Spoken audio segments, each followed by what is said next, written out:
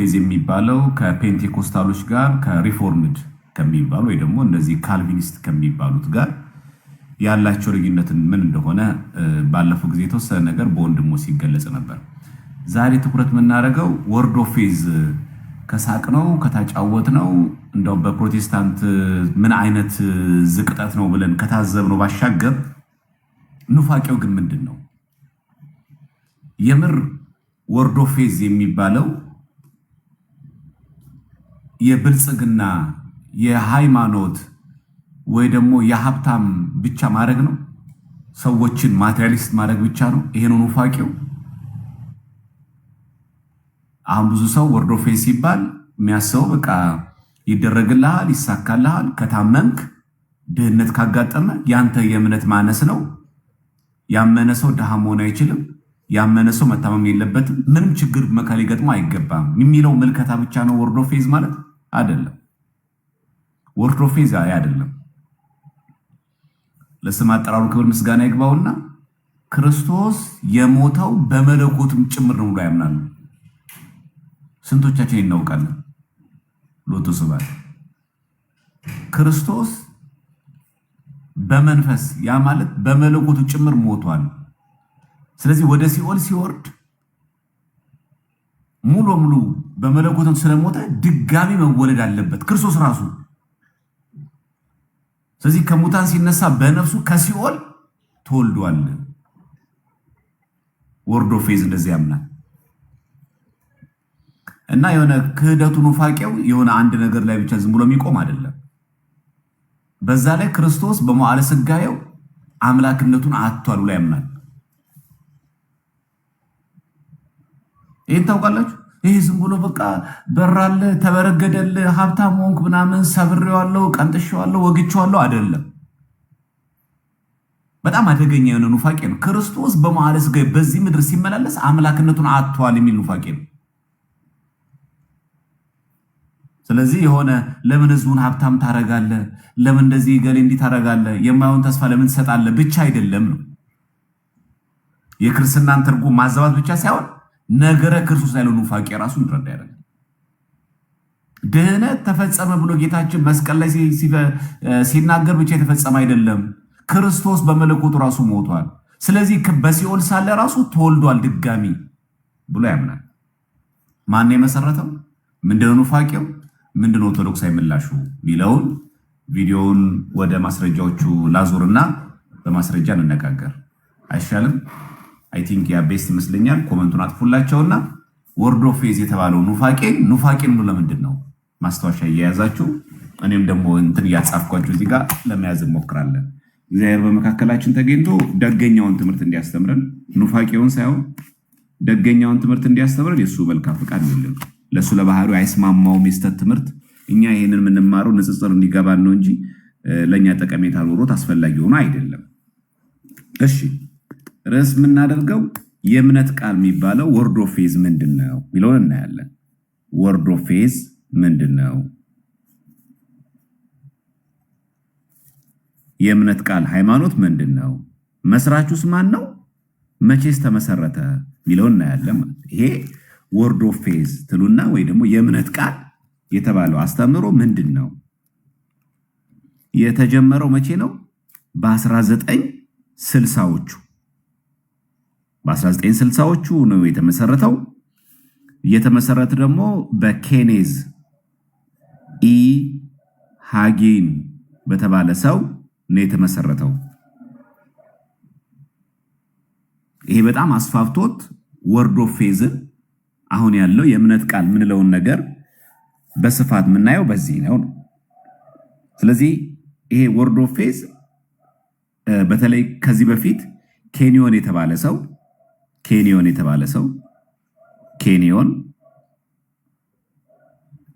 ለመጽሐፍ ማስታወሻ እንዲዛችሁ ለማለት ነው። ኬኒዮን የተባለ ሰው ይሄንን እምነት በተለይ በሬዲዮ ስርጭት፣ በንግግር፣ በእምነት፣ በፈውስ ላይ የተመሰረተ አሜሪካዊ ግለሰብ ነው። ኬኒዮን የተባለ ሰው የጀመረው በሬዲዮ ትምህርት ነው። ድሮ ትዝ ይላችኋል የሬዲዮ ትምህርት በኢትዮጵያም ነበር አይደል? የሬዲዮ ስርጭት በእምነት መፈወስ፣ ማዳን፣ ሰውን ባለጸጋ ማድረግ፣ ሀብታም ማድረግ። ስለዚህ አሁን ይሄ የድሮ የጥንቱ የመጀመሪያው ነው።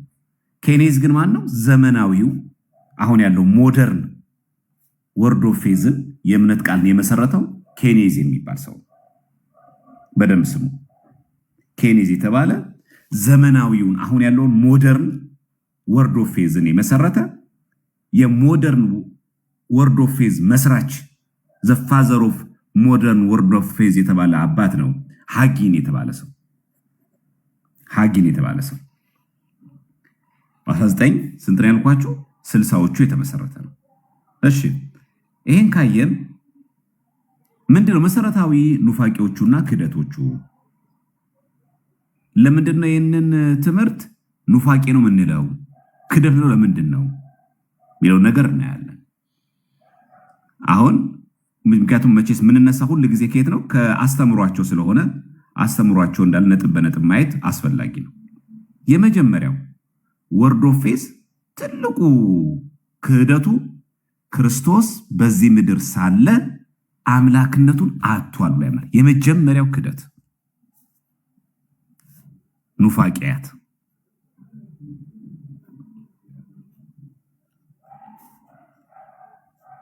በመዋዕለ ስጋዌው ጊዜ አምላክነቱን አጥቷል።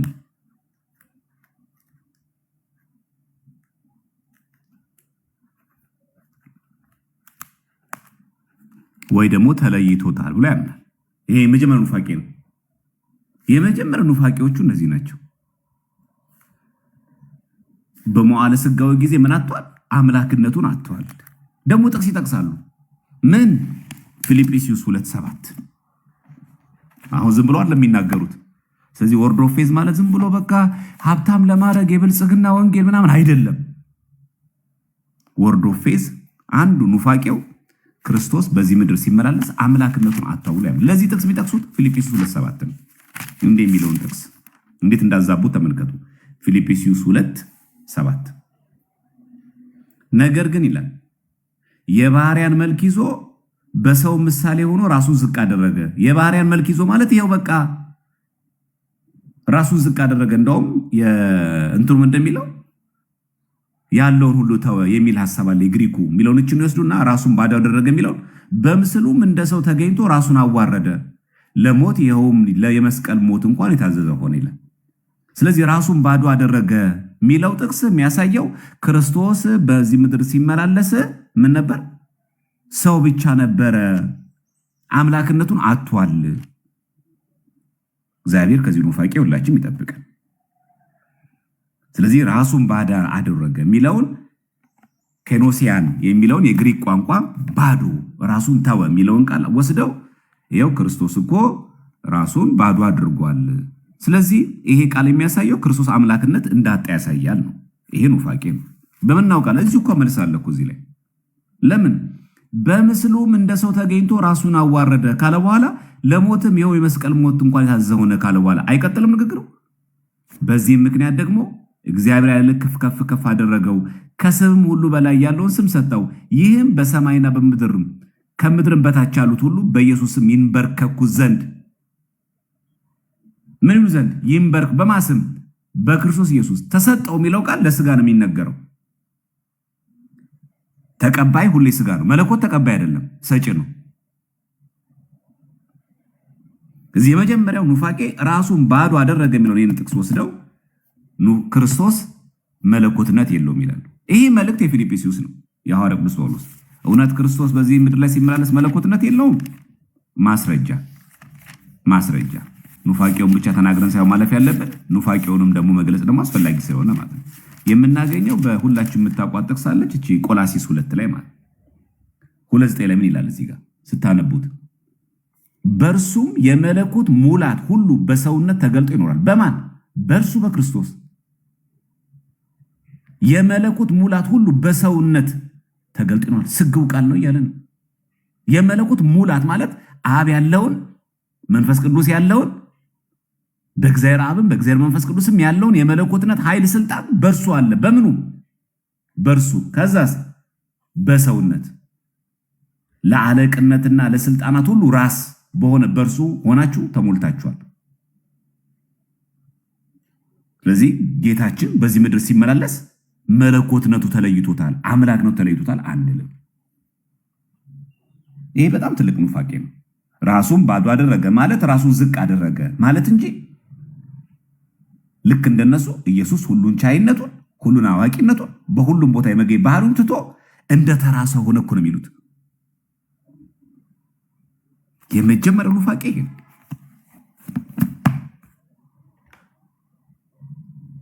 ለዚህ ወርድ ኦፍ ፌዝ እንዲህ ዝም ብለን ቀለል አድርገን ብቻ ዝም ብሎ ሰዎችን ሀብታም ምናምን ብሎ ምናምን አይደለም። ይሄ አሩባ ናሆባ አይደለም። ይሄ በጣም አደገኛ ኑፋቄ ነው። ወርድ ኦፍ ፌዝ በ1960ዎቹ በኬኔዝ ሃጊን የተመሰረተው ይሄ ሞደርን ወርድ ኦፍ ፌዝ አባት የሚባለው የመጀመሪያው ተውት ክርስቶስ በዚህ ምድር ላይ ሲመላለስ ሁሉን ቻይነቱን ሁሉን አዋቂነቱን በሁሉም ቦታ የመገኘት ባህሪውን ትቶ ይሄን እኮ የሚለው ባህሪውን ትቶ እንደ ተራ ሰው ብቻ ኖረ ብለው ነው የሚከራከሩት። ይሄ ደግሞ መጽሐፍ ቅዱስ ስተት ነው ብሎ ሲነግራቸው እናገኛለን። እውነት ክርስቶስ በዚህ ምድር ላይ ሲመላለስ ሁሉን ቻይ አይደለም? ሁሉን አዋቂ አይደለም? ሁሉን አድራጊስ አይደለም? ይሄንን እናያለን። የመጀመሪያው ኑፋቂያት ሲነገሩ በነገራችን ላይ ኑፋቂው በትክክል ማሳየት አስፈላጊ ነው። ክደቱን ቅድም ምን አሳየን? እዚህ ጋር በእርሱ አይደለም ይላል የመለኮት ሙላት ሁሉ በሰውነት ተገልጦ ይኖራል። ይሄ አንዴ። ስለዚህ ክርስቶስ ዘንድ በዚህ ምድር ሲመላለስ አምላክነቱ፣ ፈጣሪነቱ፣ መለኮትነቱ አልተለየውም ከሱ። አካላዊ ቃል ከስጋዊ በኋላ ሰው ከሆነ በኋላ ፈጽሞ መለየት የለም። ያ አንደኛ። እሺ ኦምኒሴንስ የለው። ኦምኒሴንስ ማለት ኖዊንግ ኤቭሪቲንግ ሁሉ ነገር ማወቅ ክርስቶስ አይችልም።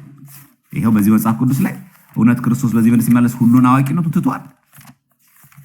እሱን ትቶ ነው ሰው የሆነው? አይደለም። በምን እናውቃለን? እዚሁ ሐዋርያው ወንጌላዊው ዮሐንስ በዚህ ወንጌላዊ ዮሐንስ ምዕራፍ 2 ላይ ቁጥር 24 እስከ 25 ተመልከቱ ምን እንደሚል። የዮሐንስ ወንጌል ምዕራፍ 2 ቁጥር 24 እስከ 25። ነገር ግን ኢየሱስ ሰዎችን ሁሉ ያውቅ ነበር። ማን? ሰዎችን ሁሉ።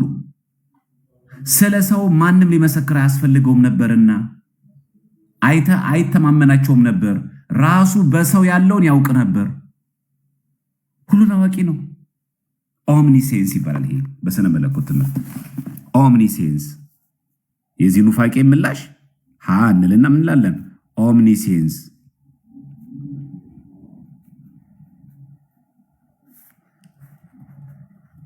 ኖዊንግ ኤቭሪቲንግ ወይ ደግሞ ኦል ኖዊንግ ማለት ነው።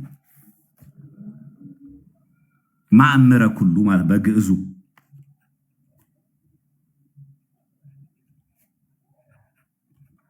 ማእምረ ኩሉ ሁሉን አዋቂ ነው እሱ። ስለዚህ ክርስቶስ ሰው መሆኑ ሁሉን ቻይነቱን አጥቷል። በጣም ትልቅ ኑፋቄ እኮ ነው እናንተ። ሁሉን ቻይነቱን አጥቷል። ሁሉን አዋቂነቱን አጥቷል። በሁሉ ቦታ የመገኘት ባህሪውን ትቶ ነው እንደ ተራ ሰው የሆነው። ይሄ የማን ትምህርት ነው? ወርድ ኦፍ ፌዝ ሴሬሲ እና ጉዳዩ በቃ የሀብቴ ጉዳይ ምናምን አይደለም። ኑፋቄ ነው። ክርስቶስ ማእምረ ኩሉ ነው። በምን እናውቃለን? አንደኛው ጥቅስ ምን ይጠቀስ ነው? ይሄኛው ጥቅስ ምን ይላል? እዚህ ጋር ጥቅሱ ክርስቶስ ነገር ግን ኢየሱስ ሰዎችን ሁሉ ያውቅ ነበር ነው የሚለው። ሁሉ አዋቂ ነው። ስለ ሰው ማንም ሊመሰክርለት አያስፈልገው ነበር። አይተማመናቸው ነበር። ራሱ በሰው ያለውን ያውቅ ነበር ነው የሚለው። ራሱ አብ ያሳውቀው ነበር አይልም። አብ ይገልጥለት ነበር አይልም። መንፈስ ቅዱስ ይገልጥለት ነበር አይልም። ክብር ይግባውና ለሱ ራሱ በሰው ያለውን ምን ይል ነበር? ያውቅ ነበር። ኦምኒሴንስ ነው። ሁሉን አዋቂ። ይሄ አንዱ የምናየው መሰረታዊ የነሱ ችግር አንዱ ይሄ ነው። ሌላኛው ክርስቶስ በዚህ ምድር ላይ ሲመላለስ ሁሉን ቻይነት፣ ሁሉ ኃይል አለው። ይሄ ደግሞ ኦምኒ ፖተንስ እንለዋለን። ኦምኒ ፖተንስ ማለት ኦል ፓወርፉል ኦል ፓወርፉል። ይሄ ማለት ክርስቶስ ሁሉን ነገር የማድረግ ስልጣን አለው በዚህ ምድር ሲመላለስ። ማስረጃ የሉቃስ ወንጌል ምዕራፍ 8 ላይ የምናገኘው ገጽ ነው። የሉቃስ ወንጌል ምዕራፍ 8 ቁጥር 24 እስከ 25 ተመልከቱ። ምን ይላል እዚህ ጋር? ቀርበውም አቤቱ አቤቱ ጠፋን እያሉ አስነሱት በመርከብ ውስጥ እያለ። እርሱም ነቅቶ ነፋሱን የውሃውን ማዕበል ገሰጻቸው። ተውም፣ ጸጥታም ሆነ። እርሱም እምነታችሁ የት ነው አላቸው። ፈርተውም ተደነቁ፣ እርስ በርሳቸውም እንዲህ ነፋሳትንና ውሃን እንኳን የሚያዝ ለእርሱ የሚታዘዙለት ይህ ማን ነው? ሁሉን አድራጊ።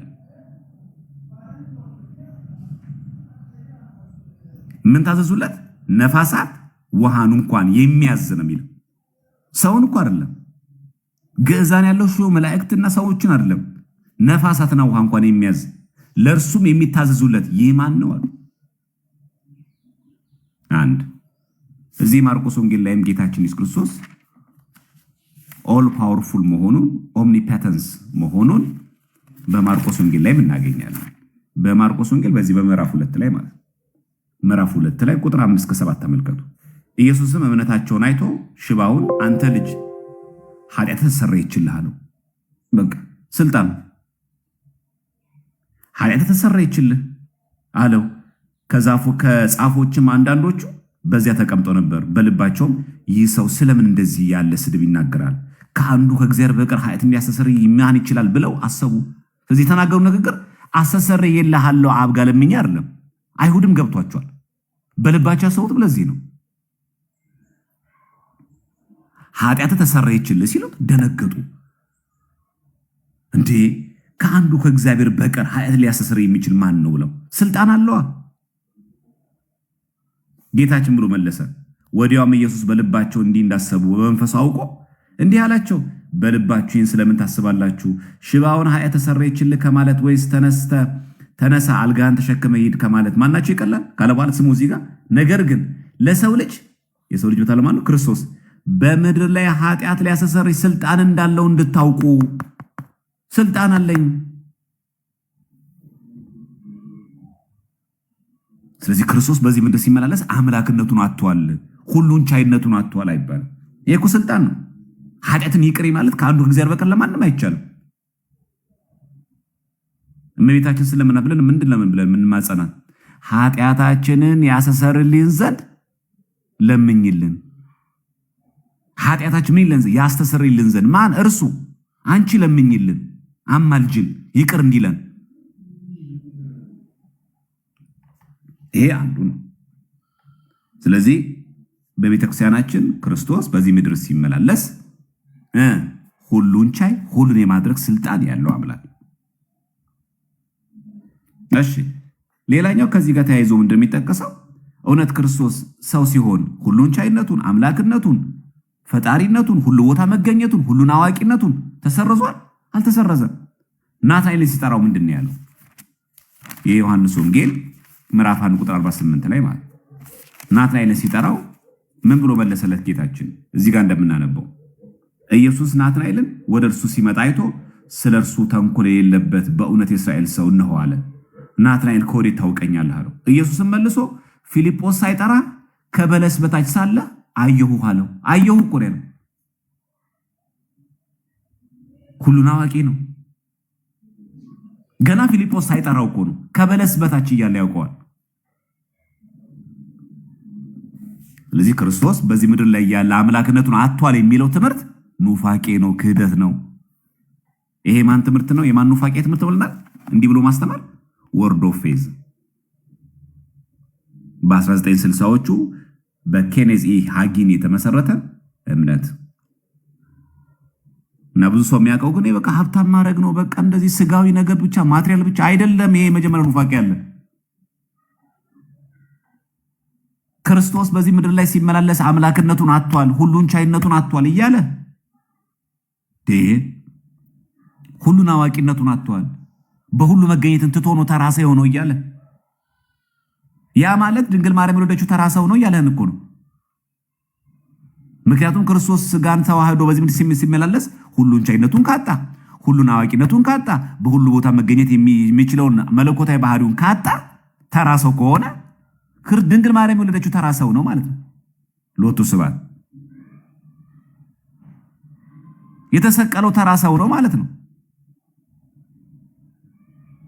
ለዚህ ነው እኛ ወርዶ ፌዝ የምንቃወመው። ለምን ዝም ብለህ በተስፋ ዝም ብለህ ሰዎችን በሌላ አየር ላይ ሀብታም ትሆናለህ ለምን ትላለህ በሚል አይደለም። የኛ ጉዳያችን እዚህ ጋር አለ። ዋናው ጉዳያችን ወርዶ ፌዝ ትልቁ ኑፋቄው ይሄ ነው። ስለዚህ ክርስቶስ ሁሉን ቻይ ነው፣ ሁሉን አዋቂ ነው። በዛ ላይ ክርስቶስ በዚህ ምድር ሲማ ሰው ከሆነ በኋላ መለኮቱን ተለየ ይባላል አይባልም? አይለወጥማ። ክርስቶስ በምን እናውቃለን? መጽሐፍ ቅዱስ ይነገራል። ማን? ሐዋርያ ቅዱስ ጳውሎስ በየትኛው መልእክቱ ላይ? በዕብራውያን መልእክቱ ላይ ሁላችንም የምናውቃት ፌመስ ጥቅስ አለች። ምን የምትል እዚህ ዕብራውያን 13:8 ላይ ኢየሱስ ክርስቶስ ትላንትና ዛሬ እስከ ዘላለም ምንድን ነው? ያው ነው፣ አይቀየርም። በቃ ያኔ አምላክ ነበረ፣ ሲጸነስ አምላክነቱን አጣ፣ ሲወለድ ተመለሰለት፣ ሲሰቀል ቀረ፣ አብ ተለየው የሚባል ነገር የለም። ኢየሱስ ክርስቶስ ትላንትና ዛሬ እስከ ዘላለም ምንድን ነው? ያው ነው፣ አይቀየርም። የኛ አምላክ መለወጥ የሚባል እሱ ዘንድ የለም። አንቼንጂንግ ነው። እግዚአብሔርም በብሉይ ኪዳን ለነቢያት ይሄን ነግሯቸዋል። በትንቢተ ሚልክያስ ላይ ሁላችሁም በምታውቁት ጥቅስ ላይ በምዕራፍ 3 ላይ ይሄ ቃል ተጽፎ እናገኛለን። ትንቢተ ሚልክያስ ምዕራፍ 3 ላይ ማለት ነው። ትንቢተ ሚልክያስ ምዕራፍ 3ን ላሳያችሁ። ትንቢተ ሚልክያስ ምዕራፍ 3 ላይ ቁጥር 6 ተመልከቱ። ትንቢተ ሚልክያስ 3:6 ምን እንደሚለው? እኔ እግዚአብሔር አልለወጥም፣ እናንተ ያዕቆብ ልጆች ሆይ ስለዚህ የጠፋችሁ አይደላችሁም የሚል። እኔ አልለወጥም፣ እግዚአብሔር አይለወጥም። ሰው ሲሆን እንዲተለውጦ ነው። አካላዊ ቃል እኮ እግዚአብሔር ነው። በመጀመሪያ ቃል ነበረ፣ ቃልም በእግዚአብሔር ዘንድ ነበረ፣ ቃል ራሱ ምንድን ነው? እግዚአብሔር ነው። እግዚአብሔር ምን አይልም፣ አይለወጥም። ወርዶ ፌዝ የመጀመሪያ ኑፋቄው ክርስቶስ በዚህ ምድር ላይ ሲመላለስ አምላክነቱን አጥቷል የሚለው ኑፋቄ አንድ። ሁለተኛው ኑፋቄ ይሄ ሁለተኛው ኑፋቄ እኛ እያንዳንዳችን ትንንሾቹ እግዚአብሔር ነን ብሎ ያምናሉ። ሊትል ጋድስ ነን ብሎ ያምናሉ።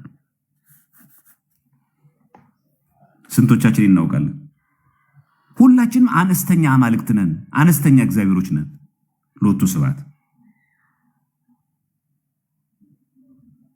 በተፈጥሯችን እኛ አነስተኛ እግዚአብሔሮች ነን። ቴዎሲስ አለ አይደለም? ቴዎሲስ ማለት ሱታፊ አምላክ በጸጋ ነው እንጂ ነው። እኛ ትንሾቹ እግዚአብሔር ነን። ደግሞ ጥቅስ ይጠቅሳሉ። ለዚህ ወርዶ ፌዞች ዝም ብለው እኮ አይደለም የሚኖሩት፣ ጥቅስ ይጠቅሳሉ። ምን የሚል ጥቅስ ለሚጠቅሱት? የዳዊት መዝሙር 81 በቅንፍ 82 ቁጥር 6 ላይ ያለው ምን የሚለው? እኔ ግን አማልክት ናችሁ፣ ሁላችሁም የሉ ልጆች ናችሁ አልኩኝ። ስለዚህ እኛ አማልክት ነን። ይሄ አማልክት ናችሁ ማለት እናንተ እግዚአብሔር ናችሁ ማለት ነው። አማልክት ናችሁ ማለት አማልክት ማለት የአምላክ ብዙ ቁጥር ነው። ስለዚህ እኔም እግዚአብሔር ነኝ፣ እኔም አምላክ ነኝ፣ እናንተም ልክ እንደኔ አምላክ ናችሁ ማለት ነው። አዎ ቅዱሳን ሰዎች አማልክት ይባላሉ፣ በጸጋ ነው። ግን እንደ እግዚአብሔር ግን ልክ እሱ ታላቅ ሆኖ እኛ ታናሽ እግዚአብሔር ሆነን ነው። ወርዶ ፌዝ ይሄን አንድ ይጠቅሳሉ። መዝሙር 81 በቅንፍ 82 ቁጥር 6። ሁለተኛ የሚጠቅሱት ጥቅስ ደግሞ የዮሐንስ ወንጌልን ነው። የዮሐንስ ወንጌልን ይጠቅሳሉ። የዮሐንስ ወንጌል ጌታችን ኢየሱስ ክርስቶስ የተናገረውን በምዕራፍ 10 ላይ ያለው ማለት ነው። ምዕራፍ 10 ላይ ቁጥር 34 ላይ ያለው እዚህ ምዕራፍ 10 ቁጥር 34 ላይ ተመልከቱ ምን እንደሚል። ኢየሱስም እንዲህ ብሎ መለሰላቸው፣ እኔ አማልክት ናችሁ አልሁ ተብሎ በሕጋችሁ ተጻፈ አይደለምን? መጽሐፍ ሊሻር አይቻልምና። እነዚያን የእግዚአብሔር ቃል የመጣላቸውን አንተ ማነህ ብለው ሲናገሩት፣ የእግዚአብሔርን ቃል እንኳን የመጣላቸው እነሱ እንኳን አማልክት ተብለው የለ። እኔ እግዚአብሔር ልጅ ነኝ ስላልኩ ተርሜ ይደንቃቸዋል። እኔ አምላክ ነኝ ብል እኔ እኮ በስልጣኔ ነው ማድረገው። እነዛ እንኳን የእግዚአብሔር ቃል የመጣላቸው ነቢያት እንኳን አምላክ ተብለው የለ ብሎ ጌታ ያቀርባል። ኑፋቄ ነው። እግዚአብሔርን የሚያክል ማንም የለም። እንደ እግዚአብሔር ያለ አምላክነት ያለው ማንም ፍጡር የለም። መጽሐፍ ቅዱስ ደግሞ እንዲህ ይነግረናል። ትንቢተ ኢሳይያስ ላይ ምዕራፍ 43 ቁጥር 10 ተመልከቱ። ትንቢተ ኢሳይያስ ምዕራፍ 43 ቁጥር 10 ላይ ምን ይላል? እዚህ ጋር በደንብ ስሙ። እዚህ ጋር ታውቁና ታምኑብኝ ዘንድ እኔም እንደሆንሁ ታስተውሉ ዘንድ እናንተን የመረጥሁት ባሪያዬ ምስክሮቼ ናችሁ ይላል እግዚአብሔር። ከኔ በፊት አምላክ አልተነሳም፣ ከኔም በኋላም አይሆንም። የለም። ስለ ቃሉ እግዚአብሔር ስሙ የተመሰገነ ይሁን። ከኔም በፊት አምላክ አልተነሳም፣ የለም ከእግዚአብሔር ውጭ፣ ከኔም በኋላ ደግሞ አይሆንም። ቃሉ የታመነ ነው። አንድ ቦታ ብቻ እንዳይመስላችሁ። እዚሁ ላይ ትንቢተ ኢሳይያስ ምዕራፍ 44 አንድ ምዕራፍ ዘላችሁ ማለት ነው ከ43 ቁጥር 6 ተመልከቱ። የሰራዊት ንጉሥ እግዚአብሔር የሚቤዥም የሰራዊት ጌታ እግዚአብሔር እንዲህ ይላል፣ እኔ ፊተኛ ነኝ፣ እኔም ኋለኛ ነኝ፣ ከእኔ ሌላም አምላክ የለም። አለቀ። እንደ እግዚአብሔር ያለ ሌላ አምላክ የለም። እሱ ሊተካከለ የሚችል አምላክ የለም። ሁላችን የሚያኖረን ማን ነው? እሱ ነው። ስለዚህ እኛን እንደ ትንንሽ አማልክት አድርጎ መቁጠር፣ አማልክት ዘበጸጋ እኮ አይደለም፣ ትልቅ ኑፋቄ ነው። ስለዚህ በእነሱ አስተምሩ ብሎ ነው የሚያምኑት። ኢየሱስ እምነት የነበረው ተራ ሰው ነው ብሎ ያምናሉ። ሎቱ ስብሐት። ስለዚህ አማኞችስ ያንኑ አይነት እምነት ካለ ልክ እንደ ኢየሱስ ይላሉ። ሎቱ ስብሐት። እንዴት ለመንገር ራሱ ይሰቀጥጠኝ። እምነት ካላቸው በተፈጥሮ እነሱም ትንንሽ አማልክት ናቸው። ከቱም እዚህ ጋር ምን ብለዋል? አምላክነቱን አጥቷል ብሎ የለም እዚህ ጋር የመጀመሪያው ላይ አንዱ ኑፋቄ እየወለደ ማለት ነው። ክርስቶስ ሰው ሲሆን አምላክነቱን ሁሉን ቻይነቱን አጥቷል። ተራ ሰው ነው የሆነው። እኛም ደግሞ ነው ሎቱ ስብሐት። እኛም ደግሞ ልክ እንደ ኢየሱስ እምነት ካለን እሱም እምነት ኖሮት ነው እግዚአብሔር ያደረበት ነው ሎቱ ስብሐት። እኛም ከሱ ጋር እኩል መስለን እኮ አይደለም። ፍለጋውን ተከተሉ ምሳሌ ትውላችሁ የሚለው እኮ አይደለም። እኛም ከክርስቶስ እኩል ምንድነን? በእምነት ከተንቀሳቀስን እኛ ራሳችን አማልክት ነን። እንደሱ እንደ ክርስቶስ ኢየሱስ ነን። እኛ ራሱ እሱ በኩር ነው። ባለፈው የሰማችሁት ማለት ነው። ክርስቶስ ታላቅ ወንድሜ ነው። እግዚአብሔር ይቅር ይበለን፣ ከመቅሰፍት የሚጠብቀን ሁላችን። እኚህማ ምን እንደሚያዘንቡብን አላውቅም። እኚህ እሳት ነው የሚያዘንቡብን በእውነት። ይሄ የማን ትምህርት ይመስላችኋል? ወርድ ኦፍ ፌዝ ነው። ብዙ ሰው የሚያስበው አካውንት ላይ ብር ገባል፣ እንደዚህ ብር ሀብታም ሆንክ፣ እንደዚህ በቃ ችግር የለም ካንተ፣ ጤና ይመለስልሃል፣ ድህነት ይወግ አይደለም። ከዛ በፊት አለ ክርስቲያኖች። ክርስቶስ ሰው ሲሆን አምላክነቱን ሁሉን ቻይነቱን ፈጣይነቱ ትቷል። ምን ሆነ? ተራ ሰው ሆነ። ኔክስት ወዴት ተሸጋገረ? ይሄ ኑፋቄ።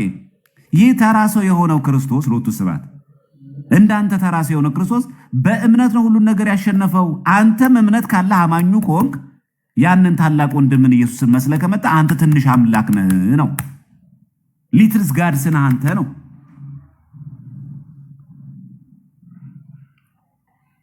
ይሄ ወርድ ኦፍ ፌዝ ታዲያ ያለቀለት ኑፋቄ አይደል? ያለቀለት ነው።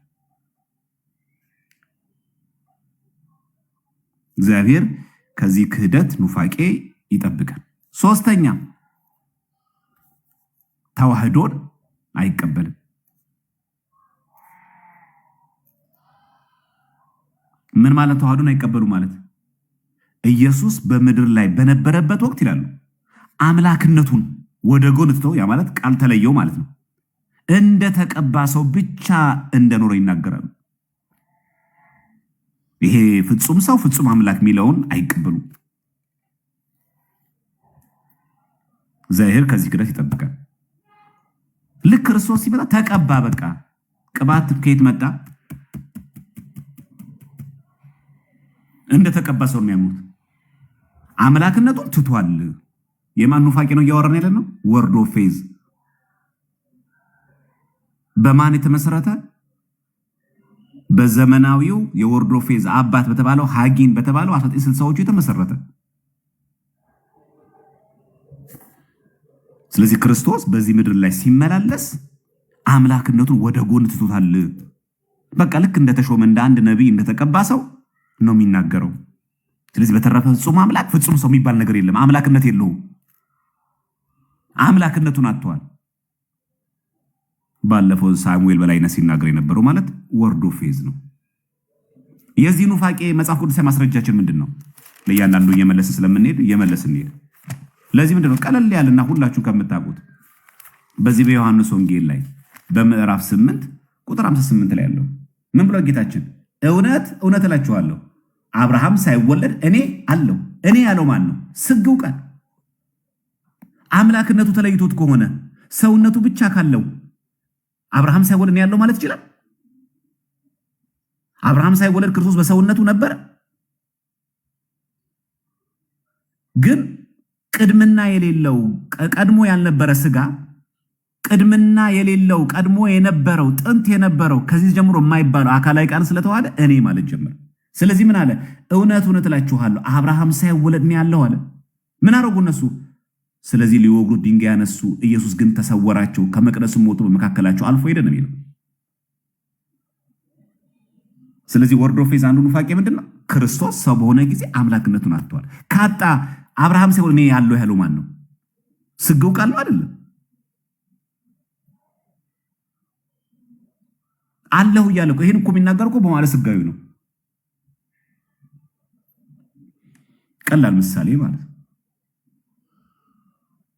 አብርሃም ሳይወለድ የነበረው ማን ነው? እግዚአብሔር ነው። እኔ አለ አምላክ ነው። ተለይቶት እኮና ሰውነቱ ብቻ እዚህ ጋር ካለ እንዴት አብርሃም ሳይወለድ ነው የነበርኩ ይላል? ዋሽቶ ነው ጌታችን። ለሱ ክብር ይግባውና ሌላኛው እዚህ ማቴዎስ ወንጌል ላይ የጌታችንን ትንሣኤ በሚነገርበት ወቅት በማቴዎስ ወንጌል ምዕራፍ 28 ላይ መልአኩ የተናገረው ንግግር ምንድን ነው? 28:6 ላይ እንዲህ ብሎ እንደተናገረ ተነስቷልና በዚህ የለም።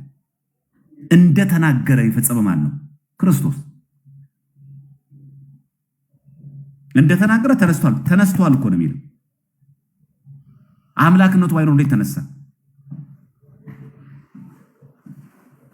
ስለዚህ በዚህ ምድር ላይ ጌታችን ሲመላለስ አምላክነት የለውም ቢለው የሚናገረው ኑፋቄ ክህደት ነው። ይሄ ስንተኛው ኑፋቄ ነው? 3። ምንድነው የዚህ ፕሪንሲፕሉ? አሁን እንደነገርኳችሁ ምን ሆኗል? እንደተቀባ ሰው ነው የሆነው። ሙሉ በሙሉ አምላክነቱን አጥቷል ብሎ ያምናሉ። 4ኛ የወርድ ኦፍ ፌዝ ኑፋቄ። ይሄ ደግሞ ስቅጠጥ ይላል ትንሽ። ኢየሱስ በመስቀል ላይ የሞተው አካላዊ ሞት ለድህነት በቂ ስላልሆነ፣ ያ ማለት በስጋ የሞተው ሞት በቂ ስላልሆነ ዋጋውን ለመክፈል ሲባል ሲኦል ወርዶ ራሱ ተሰቃይቷል። እግዚአብሔር ከዚህ ክደት ይጠብቃል። ስለዚህ በመለኮትነቱ ሞቷል።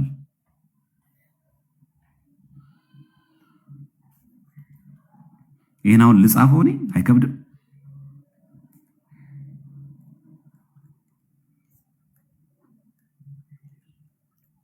በመለኮትነቱ ሞትን ቀምሰው ላይ ያምናሉ። ይሄ ማን ትምህርት ነው እያወራን ያለው? ስለ ወርድ ኦፍ ፌዝ ነው። አለም ገና አልደረስንም። ይሄ በእንትኑ ይሄ ሀብታም ታረውናለህ፣ ይበረገድልሃል፣ እንዴት ድሃ ሆናለሁ ጴንጤ ሆኜ፣ እሱ አይደለም። ይሳካል። በካራት የሚመጣ ሀብት ካለ ይሳካል፣ ያርግልህ። እሱ አይደለም ጉዳዩ። ይሄን ጉዳያችን እኛ በመለኮትነቱ ሞትን ቀምሷ ብሎ ያምናል። በስጋ ሞተ በመንፈስ ሕያው ነው የሚለውን ትምህርት የለም፣ አንቀበለውም። በስጋ መሞቱ በቂ አይደለም። ክርስቶስ ድህነትን አይፈጽምም። በመለኮቱ ጭምር መሞት ነበረበት ብሎ ያምናሉ። ምን ብሎ ያምናሉ እዚህ ጋር? በስጋ መሞቱ በቂ ስላልሆነ ካሳው ፍጹም እንዲሆን በመለኮቱ ጭምር ሞተ። ሰይጣን ተቆጣጠረው በሲኦል እያለ። ስለዚህ ክርስቶስ በሲኦል በመለኮት ሞት ማለት ልክ እንደ ፍጡራን ኃጥአን በአጋንንት ተሰቃየ። አሁን ይሄ እምነት ነው? እምነት ነው ወይ ክርስቲያኖች? ለመጻፍ ራሱ አይከብድም። በመስቀል የሞተው የሥጋ ሞት በቂ ስላልሆነ ካሳው ቤዛነቱ ፍጹም እንዲሆን ወደ ሲኦል በመውረድ እግዚአብሔርነቱን በማጣት በመለኮቱ ጭምር መሞት ነበረበት። ልክ እንደ ፍጡር በሲኦል ሲሰቃዩ እንደነበሩ ነፍሳት በሲኦል ተሰቃይቶ ነበረ። ሶስት ከዛስ ተመልሶ ሪቦርን አድርጎ ተወልዶ ከሲኦል ታድሶ ወጣ ክርስቶስ። ወርዶ ፌዝ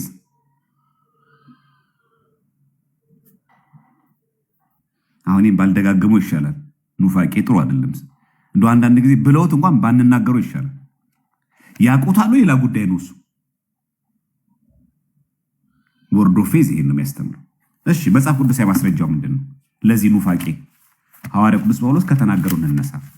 ሐዋርያ ቅዱስ ጳውሎስ በቆላሲስ መልእክቱ ለቆላሲስ ሰዎች በተናገረው መልእክት ምዕራፍ 1 ላይ ቁጥር 19 ጀምራችሁ ተመልከቱ። ምን ይላል? እግዚአብሔር ሙላቱ ሁሉ በእርሱ እንዲኖር በእርሱም በኩል በመስቀሉ ደም ሰላም አድርጎ በምድር ወይም በሰማያት ያሉትን ሁሉ ለራሱ እንዲያስታርቅ ፈቅዷልና። ሙሉ የእግዚአብሔርነት ስልጣኑ እግዚአብሔርነቱ በእርሱ ላይ ሙሉ ነው። በምድር በምኑ ያስታረቀው? በመስቀሉ ደም። ሲኦል ገብቶ ሞቶ አይደለም ጌታችን። በስጋ ሞታ፣ በመንፈስ ግን ያው። እሺ ኤፌሶን 1:7 ደግሞ ተመልከቱ። ሐዋርያ ቅዱስ ጳውሎስ የተናገረው ኤፌሶን 1:7 እንደዚህ ይለናል። ምን ብሎ? በውድ ልጁም እንደ ጸጋው ባለጠግነት መጠን በደሙ የተደረገ ቤዛነታችንን አገኘን። በምን የተደረገ? በቤዛነቱ። በምን? በደሙ። የት ላይ? መስቀል ላይ እንጂ ክርስቶስ እኛን ለማዳን ቤዛነቱ ፍጹም እንዲሆን፣ ካሳው ፍጹም እንዲሆን በመለኮትነት መሞት አልተጠበቀበትም። እንደ ፍጡራን በሲኦል መሰቃየት አይጠበቅበትም። የትኛው የመጽሐፍ ቅዱስ ክፍል ላይ ነው ክርስቶስ ሲኦል ገብቶ ተሰቃይቶን ያዳነን የሚል? በሲኦል የነበሩት ነፍሳትን ነፃ ወጣ ብለን እናምናለን እንጂ በሲኦል ጌታችን ተሰቃይቷል ብለን እናምናለን? እንደ ፍጡራን ሴት አጋንንት አስጨንቀውት ነበር እንላለን? ይሄ ኑፋቄ ነው። ምን ነው እዚህ ቃሉ የሚለው? በውድ ልጁም እንደ ጸጋው ባለጠግነት መጠን በደሙ የተደረገ ቤዛነታችንን ያገኘው ምንድን ነው? በደሙ። የቱ በደሙ ማለት? በመስቀል ላይ ተፈጸመ ያለው እኮ ነው። ድህነቱን ፈጽም ያለው ማለት ነው። እነሱ ግን ያለው አይ አልተፈጸመም፣ በስጋው ሞተ፣ በመንፈስ ገና ሞት አለበት፣ በመለኮቱ ሞት አለበት። የት? ሲኦል ላይ ገና ተሰቃይቶ በአጋንንት ሲሰቃይ ነው የኛ ካሳ ፍጹም የሚሆነው። ከዛ እዛ ጋር ሪቦርን ያደርግና እንደ አዲስ ተወልዶ ክርስቶስ ነው የተነሳው። እንዲህ ብሎ ነው የሚያምኑት። ወርዶ ፌዝ ኑፋቄ። እዚህ አንደኛ ጴጥሮስ መልእክት ምዕራፍ 2 ቁጥር 22 ተመልከቱ። ምን ይላል እዚህ ጋር? እርሱ ኃጢአት አላደረገም፣ እውነት ነው። ተንኮልም በአፉ አልተገኘም፣ ሲሰድቡትም መልሶ አልተሳደበም፣ መከራም ሲቀበል አልዛተም። ጌታችን ዘንድ ይሄ ሁሉ የለም። ነገር ግን በጽድቅ ለሚፈርደው ራሱን አሳልፎ ሰጠ። ለኃጢአት ሞተን ለጽድቅ እንድኖር እርሱ ራሱ በስጋው ኃጢአታችንን በእንጨት ላይ ተሸከመ። በመገረፉ ቁስል ተፈወሳችሁ። የት የተፈወስ ነው? በመገረፉ ቁስል። ሲኦል ወርዶ ተሰቃይቶልን አይደለም። ሐዋርያው ይህንን የጌታችንን ድል መንሳት ዲያብሎስንም ማሸነፉን ዲያብሎስን ድል መንሳቱን በቆላሲስ መልእክቱ ሐዋርያው ቅዱስ ጳውሎስ በዚህ በምዕራፍ 2 ቁጥር 15 ላይ እችን ቃል ይናገራል። አለቅነትንና ስልጣናትን ገፎ ይላል። ድል በመንሳት በእርሱ እያዞራቸው በግልጥ አሳያቸው። ምን ነሳ? አለቅነትንና ስልጣናትን። ማናቸው እነዚህ? አለቃ ሆኖ የነበረን ዲያብሎስ፣ አጋንንት፣ ሞት ሰልጥኖብን ነበር። ገፎ ይላል።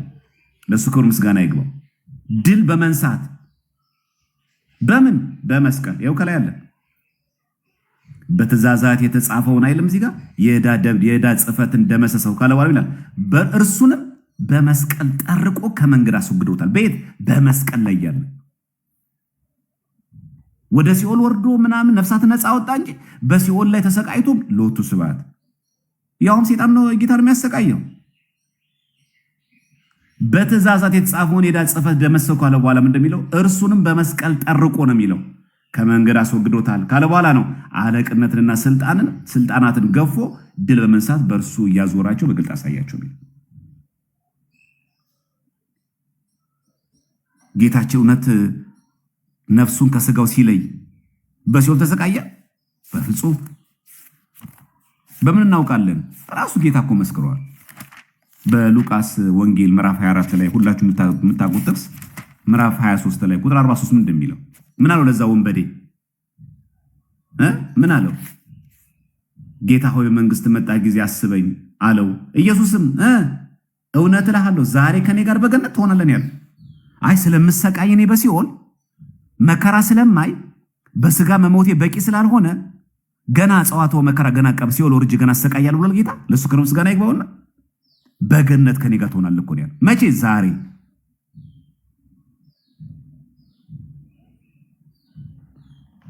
ወርዶ ፌዝ ያለቀለት ኑፋቄ ነው። ከዛ ምን ያደርጋል? ይሄ በስጋ መሞቱ በቂ ስላልሆነ በነፍስም መሞት ነበረበት ይሉና በሲኦል ውስጥ እንደገና መወለድ አስፈለገው። አይ ሐጊም ተጫወተባቸው። ግን 1960ዎቹ የተነሳው ኬኔዝ ሐጊም ተጫወተ፣ በደንብ አድርጎ ተጫወተ። ስለዚህ ክርስቶስ ምን ሆነ? በሲኦል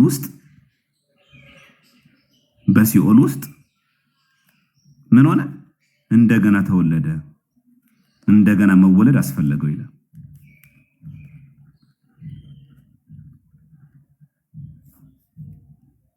ምን ይባላል ይሄ? ቦርን አጌን በጠፋበት ኢንሄል ቦርን አጌን ኢንሄል በሲኦል ድጋሚ መወለድ አስፈለገው። ምክንያቱም በመለኮትነቱም ስለሞተ ሰይጣን መጥቶ አሰቃይቶት ክርስቶስን በሲኦል ምክንያቱም አምላክነቱን አጥቷላ። ይሄ አምላክነቱ እንዲመለስለት ቦርን አጌን ኢንሄል በሲኦል ዳግም ተወለደ ጌታ። ሰውነቱ ታደሰ። ምን ብለን አሁን መልስ ለዚህ አሁን ይሄ ነው ትምህርቱ። ምን አለን ግን ጴጥሮስ በመልእክቱ ብሎ ነገረን። በአንደኛ ጴጥሮስ መልእክት ምዕራፍ 3 ቁጥር 8 ላይ እውነት ክርስቶስ በመለኮትነቱ ሞቷል። ሩቅ ሳንሄድ እኮ አንደኛ ጴጥሮስ 3:8 ላይ 3:18 ይቅርታ 3:18 ላይ ምንድነው ያለን? ክርስቶስ ደግሞ ወደ እግዚአብሔር እንዲያቀርበን እርሱ ጻድቅ ሆኖ ስለ አመፀኞች አንድ ጊዜ በኃጢአት ምክንያት ሞቷልና። በኃጢአት ሞተ አይልም፣ በኃጢአት ምክንያት በስጋ ሞተ፣ በመንፈስ ግን ሕያው ሆነ። በመንፈስ ሞተ ያለው ማን ነው? የትኛው አባት ነው? የትኛው መጽሐፍ ቅዱስ ክፍል ላይ ነው በመለኮትነቱ ሞተ ያለው? ቤዛነቱ ስለማይበቃ ሞት የተባለው የትኛው ላይ? የሐዋርያት ሥራ ይሄን ይመሰክራል። የሐዋርያት ሥራ ምዕራፍ 2 ቁጥር 31 ላይ የሐዋርያት ሥራ ምዕራፍ 2 ቁጥር 31 ላይ ይሄንን ሲያብራራ የክርስቶስን ትንሣኤ ሲመሰክር 2:31 ላይ ተመልከቱ እንደሚል ሲመሰክር ስለ ክርስቶስ ትንሣኤ ይላል አስቀድሞ አይቶ ነፍሱ በሲኦል እንዳልቀረች ስጋው መበስበስ እንዳላየ ተናገረ። አዎ በሲኦል አልቀረችም ነፍሱ። እነሱ እኮ ቀረች፣ ድጋሚ መወለድ አስፈለገው ነው የሚሉት። አረ ነፍሱ በሲኦል አልቀረችም፣ ስጋው መበስበስም የለበትም። ስለማን ነው? ስለ ክርስቶስ ትንሣኤ። ሞትና ሲኦልማ ክርስቶስን አሸንፎት ቢሆን ኖሮ የኛን አምላክ የኛን ፈጣሪ እዚህ አንደኛ ቆሮንቶስ ምዕራፍ 15 ቁጥር 55 ላይ ሞት ሆይ ሞጊያ የታለ? ሲኦል ድል መንሳት የታለ? ለምን እንላለን ታዲያ? ማን ነው የሞትን ሞጊያ የሰበረው? ማን ነው የሲኦልን ድል መንሳት የሰበረው? ክርስቶስ በሲኦል ሞቶ ጭራሽ በአጋንንት ተሰቃይቶ ከእንደገና ሪቦርን አድርጎት መጣ። ኧረ ተው ፕሮቴስታንቶች፣ ግድ የላችሁም ተው። በማርያም የጀመረ ጥላቻ መጥፎ ነው፣ ጥሩ አይደለም። ተው። በድርሳናት የጀመረ ጥላቻ ተው። የሞትን ሞገ የሰበረው ማን ነው? ሲኦሉማ ድል ነስታው ከሆነ ሲኦል ወይ ድል መንሳት የታለ የሚባላል ታዲያ?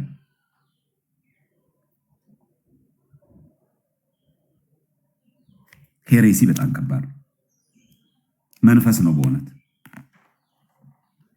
ክርስቶስ በሲኦል በመንፈሱም ስፒሪቹዋሊ መሞት ካስፈለገው ሞቶ ከነበረ ማን ነው ታዲያ ድል የነሳው? ራሱ ሲመሰክር ሲንስማው መድኃኒዓለም ኢየሱስ ክርስቶስ በዚህ በራእይ ዮሐንስ 1:18 ላይ አሁንም ብዙዎቻችን የምናውቀው የተለመደ ጆሮ ጠገብ ጥቅስ ነው።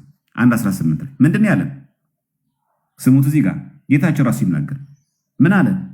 ሞቼ ነበርሁ። አብ ነው የሞተው? መንፈስ ቅዱስ ሞቶ ነበር? አካላዊ ቃል ስግው ቃል ነው የሚናገረው። ሞቼ ነበርሁ እነሆም ከዘላለም እስከ ዘላለም ድረስ ሕያው ነኝ ካለ በኋላ ምን አለ? የሞትና የሲኦል መክፈቻ አለኝ። ሲኦል አሸነፈችኝ አለ። መክፈቻው አለኝ እኮ ነው ያለው። እና በሲኦል ጌታችን በአካለ ስጋ ወደ መቃብር፣ በአካለ ነፍስ ወደ ሲኦል ወረደ። ምን አደረገ? በሲኦል ወርዶ ይሄው ጴጥሮስ ሲናገራ አንደኛ ጴጥሮስ 3:19 ላይ ምን አለ? እርሱም በእርሱም ደግሞ ይላል በስጋ ሞተ፣ መንፈስ ግን ሕያው ነው ከሆነ ካለ በኋላ ምን አለ? በእርሱም ደግሞ ሄዶ በወህኒ ለነበሩ ነፍሳት ሰበከላቸው። ወህኒ የተባለችው ማለት በሲኦል ለነበሩ ነፍሳት ሰበከላቸው ያለ እንጂ በሲኦል ተሰቃየ፣ በሲኦል አምላክነቱን አጥቶ በመለኮትነቱ ሞተ አላለም። በስጋ ሞተ፣ በመንፈስ ግን ሕያው ነው የሚለው።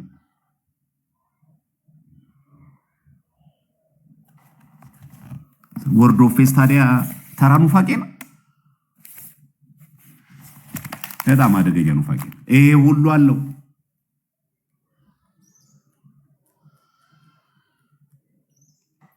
ይሄ ነው። እሺ አሁን ወደ እንትን እንምጣ። ብዙዎቻችሁ ወደምናውቀው ጥቅስ ስድስተኛው ኑፋቄ ኔሚት ካልሚት ክሌሚት።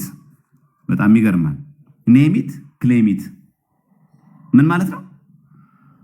ስም አውጥተህ ውረሰው። ምን ማለት ነው? ከአፍ የሚወጣው ቃል ድርጊት የመሆን አቅም አለው። ስለዚህ የምትፈልገውን ገንዘብ ጠይቅ። እግዚአብሔር ሆይ $1 ሚሊዮን ያስፈልገኝ ብለህ ተናገር። ከአፍ የሚወጣው ቃል የአዋጅ አዎንታዊ ንግግር የተናገርከው አሉታዊ አይደለም። ይህ አዎንታዊ የሆነው ቃል አንተን ሀብታም ያደርጋል። ኔሚት ክሌሚት ትወርሳለህ። ምንም ጥያቄ የለውም። በቃ ፋይናንሻል ችግር የሚባል ነገር የለም። ፎርስ አለው። በቃ ያንተ ኃይል። የዚህ ኑፋቄው ምንድነው ችግሩ? ይሄንን ነው የምናየው ማለት ነው። እኛ መሰረታዊ ችግሩ ምንድን ነው? ኔሚት ክሌሚት ሲባል አንተ አቅም አለህ፣ እግዚአብሔርን ለምነው ያደርግልሃል፣ እሰየው ነው። ከአንተ የሚወጣው ቃል ትናገራለህ። ያ የእምነት ቃል ነው። ያ በግድ እንዲፈጸም ያደርገዋል። ስለዚህ እግዚአብሔር ራሱ አንተ አምነህ ላረግ ለጠየቅከው ነገር የማድረግ ግዴታ አለበት ነው። በግዱ ያደርገዋል። አንተ ብቻ አምነህ ጥራው፣ ወዶ ሳይሆን በግዱ ያደርገዋል። ኔሚት ክሌሚት እንካ በንካ ነው ጉዳዩ። መጠቃቀም ነው ጉዳዩ። ማን ነው እግዚአብሔርን ሊጫነው የሚችለው? ማን ነው እግዚአብሔር ሊያዘው የሚችለው? ይሄ ማን ኑፋቄ ነው ብያችኋል። ወርድ ኦፍ ፌዝ። አሁን ያልኳችሁ ወርድ ኦፍ ፌዝ ይሄ ነው። ስለዚህ ምንድነው ዋናው ነው? ይሄ መጨረሻው ኑፋቄ ትርጓሜ ካንተ የሚወጣው ቃል ሀብታም አድርገኝ፣ ስራ ስጠኝ፣ ይሄን አውርድልኝ፣ ይሄን ብር አምጣልኝ የምትለው ነገር እግዚአብሔር ካንተ ለወጣው ቃል ይታዘዛል። ካንተ የሚወጣው ቃል አስገዳጅ ነው፣ እንዲፈጸም ያደርገዋል። ኑፋቄ ነው ይሄ።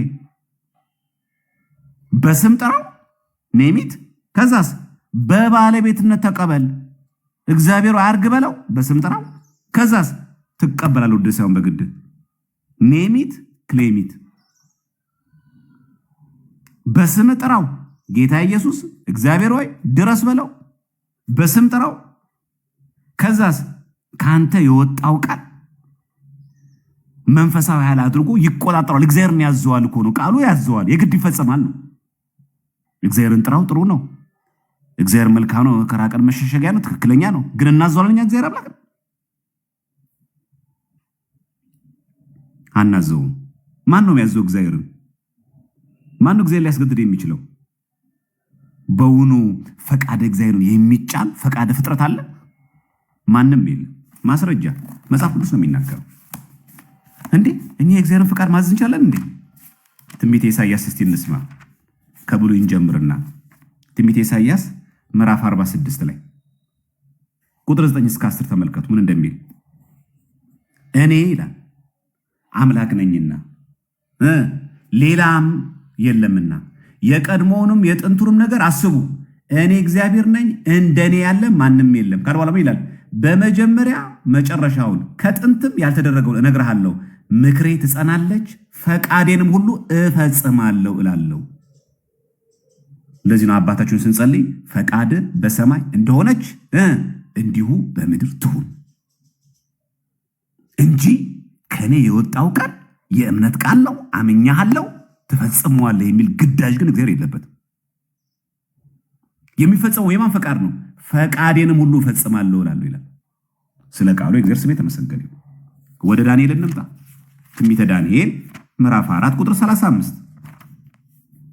ትንቢተ ዳንኤል ምዕራፍ 4 ቁጥር 35 ደግሞ እንዲህ ይለናል። በደንብ ስሙ። እዚች ጋር በምድርም የሚኖሩ ሁሉ እንደ ምናምን ይቆጠራሉ። እሺ፣ በሰማይም ሰራዊት በምድርም ላይ በሚኖሩ መካከል እንደ ፈቃዱ ያደርጋል። ማ እግዚአብሔር። በማን መካከል? በምድር ብቻ አይደለም፣ በሰማይ ሰራዊት በመላእክትም ጭምር በምድር ላይ በሚኖሩ መካከል እንደ ፈቃዱ ያደርጋል። የሚደረገው እንደ ፈቃዱ ነው። የእግዚአብሔርን ሉዓላዊ ስልጣን የሚገረስስ የፍጡር ጸሎትም የለም፣ ፈቃድም የለም። የኛ ፈቃዱ እኛ ፍሪ ዊል አለን ማለት የእግዚአብሔርን ነገር እናዛለን ማለት አይደለም። በሰማይ ሰራዊት በምድርም በሚኖሩ መካከል እንደ ፈቃዱ ያደርጋል።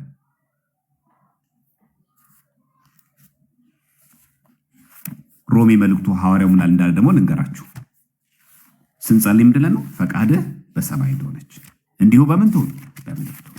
ሮሜ መልእክቱ ሐዋርያው ቅዱስ ጳውሎስ በምዕራፍ 8 ምን ብሎ ነገረን? 8:28 ላይ እግዚአብሔርን ለሚወዱት እንደ ሐሳቡ ለተጠሩት ነገር ሁሉ ለበጎ እንዲደረግ እናውቃለን። ለሚወዱት እንደምን ለተጠሩት? እንደ ሐሳቡ። እንደ ሐሳባችን አይደለም፣ እንደኛ ሐሳቤ አይደለም። እንደ ሐሳቡ ለተጠሩት እንደ ሐሳቡ ነው። ምን አለ ጳውሎስ? የጌታ ፈቃድ ይሁን ብለን ዝም አልን። የኔ ፈቃድ ይሁን አላሉ። የሐዋርያት ፈቃድ ይሁን ብለን አላሉ። የጌታ ፈቃድ ይሁን ብለን ዝም አልን። ይህንን በጣም አስፋፍቶ የሚናገር ወማክ የተባለ ሰው አለ። ይህንን የነገርኳችሁን ወርድ ኦፍ ፌዝ የሚናገር እምነትን የምንፈልገው ነገር ለማግኘት የሚያስችል መሳሪያ ነው ይላል። በቃ እምነት ይኖረን እግዚአብሔር ወዶ ሲያም በግዱ ይፈጽምልሃል። መሳሪያ ነው ይላል። ጭራሽ ማስገደጃ አይደለም። ይሄ የእምነት ትክክለኛ ትርጉም ያዛባል። ያለ እምነት እግዚአብሔር ደስ ማሰኘት አይቻልም። አዎ መጽሐፍ ቅዱስ አይጠቅስም። እምነት ግን እግዚአብሔርን ማስገደጃ፣ የምንፈልገውን ነገር ማምጫ ማስገደጃ መሳሪያ ግን አይደለም። ልክ አንድ ሰው መሳሪያ ደቅነ በጉልበት እንደምትቀበለው ይሄው አመኛለሁ አምጣው ብለህ የምታስገድድበት ግን አይደለም።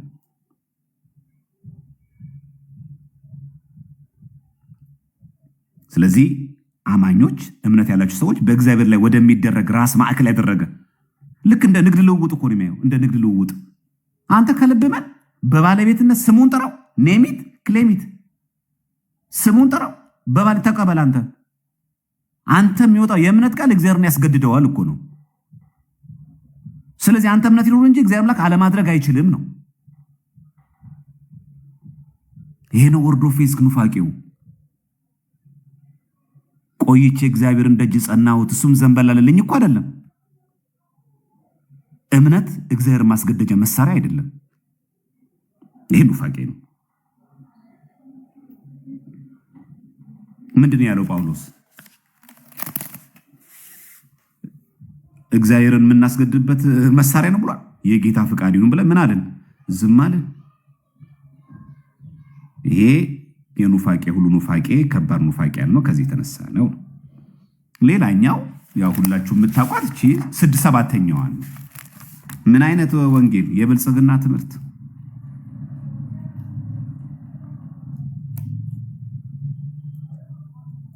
የብልጽግና ትምህርት ምን ማለት ነው? ባጭሩ እግዚአብሔር ለሁሉም የሚታዘዙ አማኞች በድሃ መሆን አይቻልም። ሁለተኛ በሽተኛ መሆንም አይቻልም። ድሃ ኮንክ ወይ በሽተኛ ኮንክ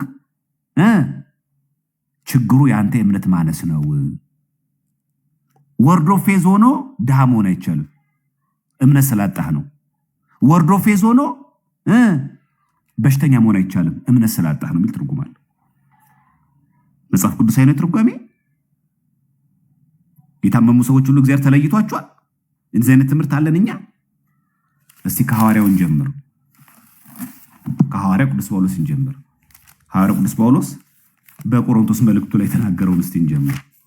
ጳውሎስ እንደው ምን ይሉት ይሆን? ሁለተኛ ቆሮንቶስ 12:9 ላይ ስሙት ምን እንዳለ። ስለዚህ ከኔ እንዲለይ 3 ጊዜ ጌታን ለመንኩ በበሽታው ምክንያት። ውጋት በሽታ ነበረችበት ጳውሎስ። እርሱም ጸጋዬ ይበቃል፣ ኃይሌ በድካም ይፈጸማል አለ። ጳውሎስ እንዲህ የታመመው በበሽታ የእምነት ማነስ ነው? የእምነት ማነስ ነው ወይ?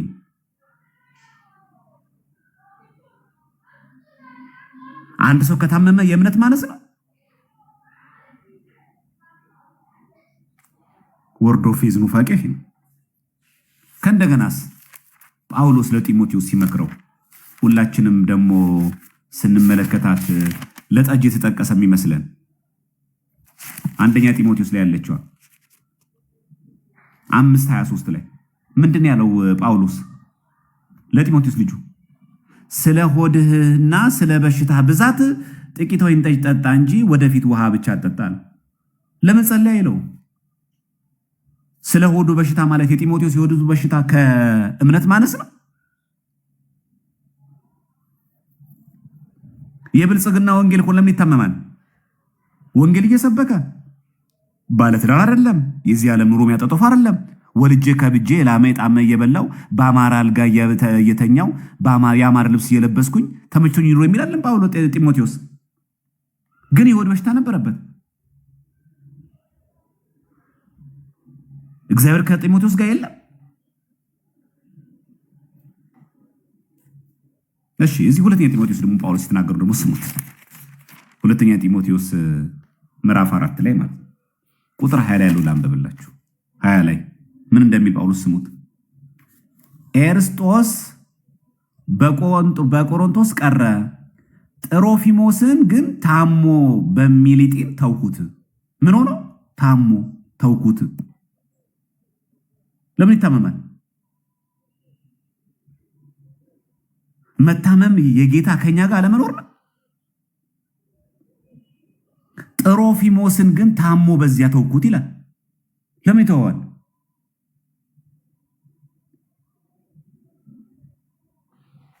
አሁንም ሐዋርያ ቅዱስ ጳውሎስ በፊልጵስዩስ መልእክቱ በምዕራፍ 2 ቁጥር 25 ላይ እንደሚተመልከቱ ነገር ግን ይላል ወንድሜና ከኔ ጋር አብሮ ሰራተኛ ወታደርም የሚሆነው የእናንተ ግን መልእክተኛ የሚሆነውን የሚያስፈልገኝን የሚያገለግሉን አፍሮዲጡን እንድልክላችሁ በግድ አስባለሁ። ሁላችሁ ይናፍቃልና እንደታመመ ስለሰማችሁ ይተክዛል። ማን ታመመ? አፍሮዲጡ። አፍሮዲጡ ታመመው በእምነት ማነስ ነው? እግዚአብሔር ስለተለየው ነው? እንደታመመ ስለሰማችሁ ይተክዛል። ከዛስ በእውነት ታሞ ለሞት እንኳን ቀርቦ ነበርና ማን? አፍሮዲጡ። ነገር ግን እግዚአብሔር ማረው፣ ሐዘን በሐዘን ላይ እንዳይጨምርብኝ ለኔ ደግሞ እንጂ ለእርሱ ብቻ አይደለም። ለምን ጸልዮ አይፈውሰውም ነበር ጳውሎስ? ለምን አፍሮዲጡ ራሱ ወደ እግዚአብሔር አይለምንም ነበር? መታመም ድሃ መሆን የእምነት ማነስ ከሆነ የእግዚአብሔር ከኛ መለየት ከሆነ አማኞች ድሃ መሆን የለባችሁም እኮ ነው የሚለው ወርድ ኦፍ ፌዝ። አማኞች መታመም የለባችሁም ነው የሚለው ወርድ ኦፍ ፌዝ። ከታመምክ ያንተ የእምነት ማነስ ነው። አፍሮዲጡ የእምነት ማነስ ነው። ስለዚህ አንድ ሰው ክርስቲያን ሆኖ ካልተፈወሰ የእምነት ማነስ ነው። የእግዚአብሔርን የተስፋ ቃላት በትክክል አላያስክም። ይሄ እኮ ከፍተኛ ጫና ይፈጥራል እኮ። ስንት ሳይፈወሱ የቀሩ ሰዎች የጥፋተኝነት የውርደት ወይ የብቃት ማነስ አያደርግም? ይሄ ጥቁር አንበሳ ሆስፒታል ስንት ሰው ነው የሚሰቃየው ያለው? መቄዶንያ ስንት ሰው ነው የታመመው? ያ ሁሉ ኦርቶዶክስ ነው? ያ ሁሉ ሙስሊም ብቻ ነው? ሌላ ቤተ እምነት የለም? ስለዚህ የወክማክ መልእክተኛ ሰይጣን ክፉ ትምህርቱ አንዱ ትኩረትን ከክርስቶስ ወደ ራስ ከእግዚአብሔር ስልጣን ይልቅ ለዋልነት የሰው ፈቃድ አንተ ፈቅደ ወደ ከልብ ለምነው እንጂ ያ የጠየቀው ኢኮኖሚካል ቤትም መኪና ማንኛውም አይነት ፋይናንሻል ጥያቄዎች ይፈጽመዋል እግዚአብሔር በግድ። ከዛ ዓለማዊ ተስፋ ይልቅ ስጋዊ ጥቅም ላይ ያተኩራል። ስለዚህ ሶስት መሰረታዊ ኑፋቂዎች እዚህ ጋር ማውጣት እንችላለን። ሶስት መሰረታዊ ኑፋቂዎች። አንደኛ ሶስት መሰረታዊ ጥያቄ ከክርስቶስ ወደማ ወደ ራስ ወደ ራስ። ሁለተኛስ ከእግዚአብሔር ፈቃድ ይልቅ የሰው ፈቃድ።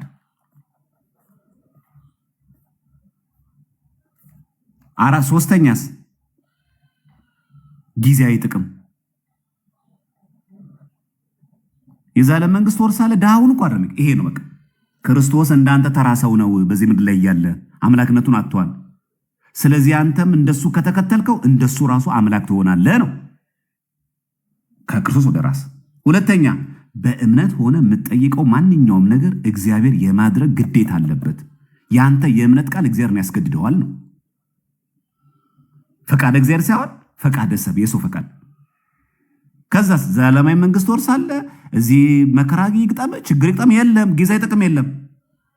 ጊዜያዊ ጥቅም የሚያስፈልግ ዘላለማዊ ጥቅም የሚባል ነገር የለም። መጀመሪያ በዚህ ምድር ላይ ያለ ያሱ መድሄት የለብህም።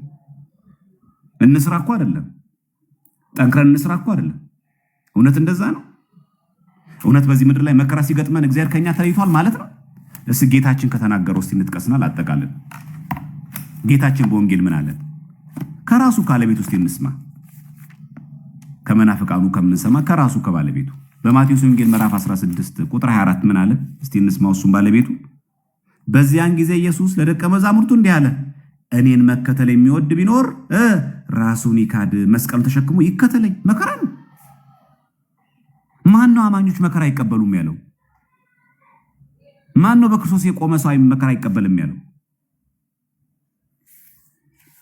አሁንም በወንጌል ጌታችን በዮሐንስ ወንጌል ምዕራፍ 16 የተናገረውን ደግሞ እንስማው። ምዕራፍ 16 በዮሐንስ ወንጌል ምዕራፍ 16 ይቅርታ 17 ነው። ምዕራፍ 16 ይኸው ቁጥር 33 ተመልከቱ። ምን ይላል? በእኔ ሳላችሁ ማለት በክርስቶስ ሳለን ስናምን ሰላም እንዲሆንላችሁ ይነግ ተናግሬያችኋለሁ። ምን ብሎ ነገረን? በዓለም ሳላችሁ መከራ አለባችሁ፣ ነገር ግን አይዟችሁን ያለምን አሸንፌዋለሁ። ምን እናድርግ? ይሄን ጥቅስ ወርድ ኦፍ ፌዝን እንመን ወይስ ጌታን እንመን? በእኔ ሳላችሁ እኮ ነው ያለው። ሰላም እንዲሆንላችሁ ይህን ተናግሬያችኋለሁ። ከዛስ በዓለም ሳላችሁ ምን አለባችሁ? መከራ አለባችሁ። አይገርም? በመከራ ነው ያለው፣ ግን እሱ ካንተ ጋር ነው ያለው። የሚገርም ነው። መከራ ውስጥ ያለ ግን ሰላሙ ግን ካንተ ጋር ነው። የሚገርም ሰላም። እየተሰቃየ እየተቸነከርክ ለስሙ ስትል እየተንገላታ መከራ እየተቀበልክ እየተቸነከርክ ምንድነው ግን ሰላም አለ። በዓለም ሳላችሁ መከራ። ምክንያቱም እዚህ ጋር ተናግሯል፣ በእኔ ሳላችሁ ብሏል። ሰላም እንዲሆንላችሁ እኮ ነው የሚለው። እንዴ መከራ እየተቀበርን ሰላም፣ እየተቸገርን ሰላም። አዎ እሱ ሰላማችን ነው ይላል። እየተራቡ ደስ አይልም? እስር ቤት ገብተው ሐዋርያት ሲዘምሩ ሰላም ነዋ። ተገርፎ ሲወጡ ከእስር ቤት ደስ ይላቸው ነበረ። ሰላም ነው እሱ። በዓለም ሳላችሁ መከራ አለባችሁ ነው። እሺ ይሄ የጌታችን መልእክት ነው። ሐዋርያው ጳውሎስስ ምን ብሎ መሰከረ? መከራ መቀበል ፈተና ማየት በክርስትና ኃጢአት ነው ብሏል ጳውሎስ። ይሄው ሁለተኛ ጢሞቴዎስ 3:12 ሲንመልከት ምን አለን እዚህ ጋር? ጌታም ከሁሉ አዳነኝ ካለ በኋላ በእውነትም ይላል በክርስቶስ ኢየሱስ እግዚአብሔርን እየመሰሉ ሊኖሩ የሚወዱ ሁሉ ይሰደዳሉ።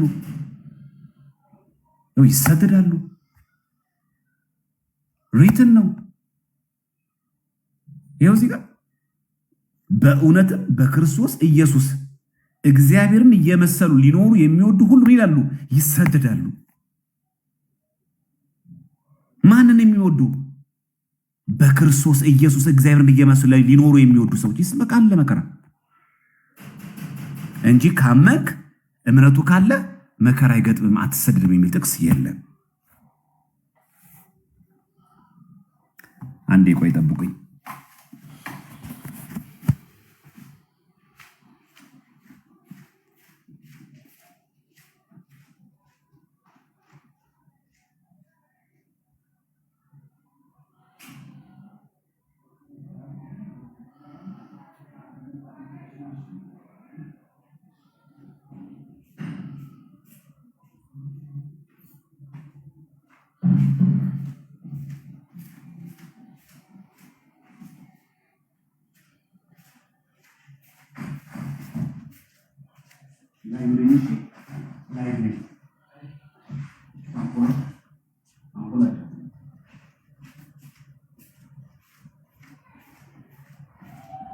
ይቅርታ በጣም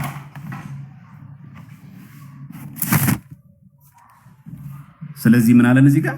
በእውነት በክርስቶስ ኢየሱስ እግዚአብሔርን እየመሰሉ ሊኖሩ የሚወዱ ምን ይላሉ? ይሰደዳሉ። ኦቪየስ ነው፣ ይሰደዳሉ። ያው እሺ አንደኛ ጢሞቴዎስ ደግሞ እንመልከት። ግድ የለም ፕሮቴስታንት እውነትን መቀበል ነው የሚሻላችሁ። አንደኛ ጢሞቴዎስ 6 ምዕራፍ 6 ቁጥር 10 ምን እንደሚል ተመልከቱ። ምዕራፍ 6 ቁጥር 4 ጀምሮ ላንብበው። ቁጥር 4 ላይ በትዕቢት ተነፍቷል አንዳችም አያውቅም፣ ነገር ግን ምርመራን በቃልም መዋጋትን እንደ በሽተኛ ይናፍቃል። ከነዚህም ቅንዓትና ክርክር፣ ስድብም፣ ክፉ ሐሳብም እርስ በርስ መናደድም ይወጣሉ። አይምሯቸውም በጠፋባቸው እውነትንም በተቀሙ እግዚአብሔርን መምሰል ማትረፊያ የሚሆን በመሰላችሁ ሰዎች ይገኛሉ። እንደዚህ ካሉት ራቅ። ለጢሞቴዎስ ይመክረው ራቅ። እሺ ምን ያርግ? ኑሮዬ ይበቃኛል ለሚለው ግን ምን ይበቃኛል? ኑሮዬ ይበቃኛል ለሚለው ግን እግዚአብሔርን መምሰል እጅግ ማትረፊያ ነው። ይበቃኛል ኦርቶዶክስ ማለት ያ ማትረፊያ ነው። ወደ ዓለም ምንም እንኳን አላመጣንምና አንዳችም ልንወስድ አንችልም፣ አይቻለንም። እውነት ነው። ራቆታችን የመጣ ራቆታችን ምን ሄደው የአንገት ሐብላችን የጣት ቀለበታችን ሁሉ ይወጣል። ምግብና ልብስ ከኖረን ግን እርሱ ይበቃናል። ዳሩ ግን ባለጠጎች ሊሆኑ የሚፈልጉ በደንብ ስማው፣ ባለጠጎች ሊሆኑ የሚፈልጉ በጥፋትና በመፍረስ ሰዎችን በሚያሰጥምና በሚያሰንፍ በሚጎዳም በብዙ ምኞትና በፈተና በወጥመድ ይወድቃሉ። ምን የሚወዱ? ባለጠጎች ሊሆኑ የሚፈልጉ። ማንን እንስማኛው? ባለጠጎች ሊሆኑ የሚፈልጉ በጥፋትና በመፍረስ ሰዎችን በሚያሰጥምና በሚያሰንፍ በሚጎዳም ብዙ ምኞትና በፈተና በወጥመድ ይወድቃሉ። ገንዘብን መውደድ የክፋት ሁሉ ስር ነውና አንዳንዶች ይህን ሲመኙ ከሃይማኖት ተሳስተው በብዙ ስቃይ ራሳቸውን ወጉ። ይሄ ምንድን ነው? ወርድ ኦፍ ፌዝ። እነዚህ ሁሉ ኑፋቂያት አሉበት ነው ባጭሩ። ስለዚህ ወርድ ኦፍ ፌዝ ምን አየን ማለት ነው? ከዚህ ትምህርት የተነሳ አንደኛ ክርስቶስ በመዋዕለ ሥጋዌው አምላክነቱን አታብሎ ያምናሉ። ሁሉን ቻይነቱን፣ ሁሉን አዋቂነቱን፣ በሁሉ መገኝ ስልጣኑን አታብሎ ያምናሉ። ሁለተኛ ክርስቶስ ተራ ሰው ስለነበረ ምድር ላይ ሲመላለስ በእምነት ነው ያሸነፈው። አንተም እንደሱ ከሆንክ ትንንሽ እንደሱ እግዚአብሔር ትሆናለህ፣ አምላክ ትሆናለህ ነው። ኑፋቄ ነው። ሶስተኛ ክርስቶስ ከተዋህዶ በኋላ ተራ ሰው ነው የሆነው፣ ተሾመ፣ ተቀባ እንጂ አምላክነት የለውም። አራተኛ በመለኮትነቱ ሞትን ቀምሷል። ስለዚህ በስጋው ብቻ መሞቱ ቤዛነትን ፍጹም ስለማያደርገው፣ ካሳውን ፍጹም ስለማያደርገው በስጋው ሞተ ብቻ ሳይሆን በመንፈስም በመለኮትነቱ ሞቷል በሲኦል። ከዛ ሰይጣን አጋንንት አሰቃይተውት ድጋሚ ተወለደ። አምስተኛው ቦርን አጌን ኢን ሄል በሲኦል ውስጥ እንደመወለድ አስፈለገው፣ ድጋሚ መወለድ አስፈለገው። በዛ ላይስ አንተ የእምነት ሰው ከሆንክ እግዚአብሔርን ጠይቀው፣ እግዚአብሔር ማድረግ ግዴታ አለበት፣ ፈቃድን ይፈጽሟል። ኔሚት ክሌሚት ጥራው ስሙን፣ በባለቤት ደግሞ ተቀበል። አንተ በእምነት የምትጸልየው የእምነት ጸሎት እግዚአብሔርን ያስገድደዋል። እምነትህ መሳሪያ ነው፣ ማስገደጃ መሳሪያ ነው። እግዚአብሔርን የሚጠቅምም ይሁን የማይጠቅምህ አንተ የምትፈልገውን ነገር በእምነት ከጠየቀው እግዚአብሔር ያደርገዋል፣ ግድ ሆኖ ያደርገዋል። የእግዚአብሔር ፈቃድ ነው የሚባል ነገር የለም። የጌታ ፈቃድ ይሁን ዝም ማለት አይሰራም። እዚህ ጋር ሌላኛው የብልጽግና ትምህርት ድሃው ተኩኖ ጤነኛ ጤናህን አተህ እውነተኛ የእምነት ሰው የሚባል ነገር የለም። ድህነት ከሰፈነብህ፣ በሽታ ከሰለጠነብህ እግዚአብሔር ካንተ ተለይቷል ማለት ነው። ይሄ ማን እምነት ነው? ወርድ ኦፍ ፌዝ። ታዲያ ቀላል ኑፋቄ ነው ይሄ?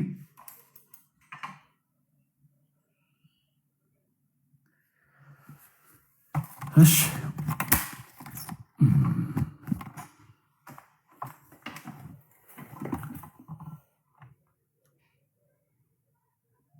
እንዴት ነው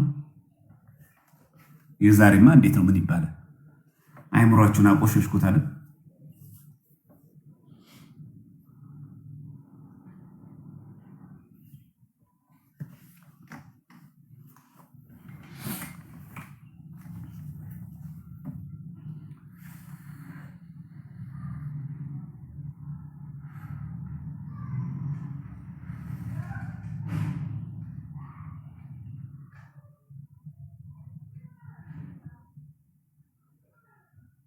ቀላል ኑፋቄ ነው ወርድ ኦፍ ፌዝ።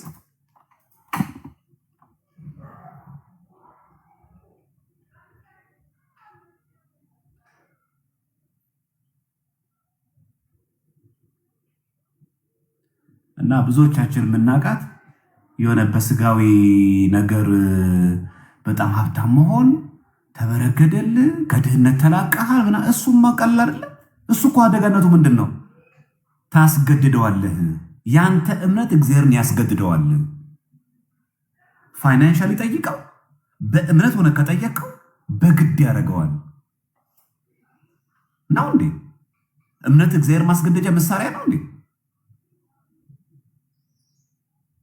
መታመም ነገር የለም። መታመም ሊገጥም አይገባም። እንዴት ትታመመናል? እሱ ራምነው አንተ።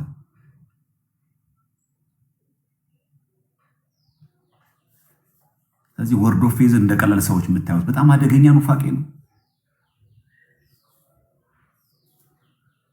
እና ምንድነው ኦርቶዶክሳዊ ትምህርቱ? አዎ ስንታመም ማንን ጠይቃለን? እግዚአብሔርን። ምን ብለን? ማረኝ ብለን። ግን እንደማን? እንደ ፈቃዱ።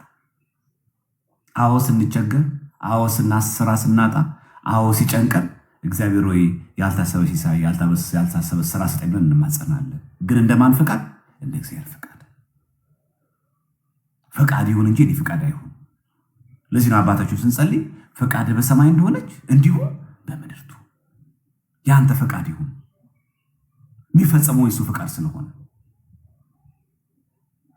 እንጂ እግዚአብሔርን የምናስገድልበት መሳሪያ ግን አይደለም እምነት። ስለዚህ አሁን የምትረዷቸው ነገሮች ወርድ ኦፍ ፌዝ ትልቁ ኑፋቄ እምነት እግዚአብሔርን ማስገደጃ መሳሪያ ነው የሚለው አደገኛ ኑፋቄ። ጥያቄ ያለው ሰው ካለ አስገባለሁ።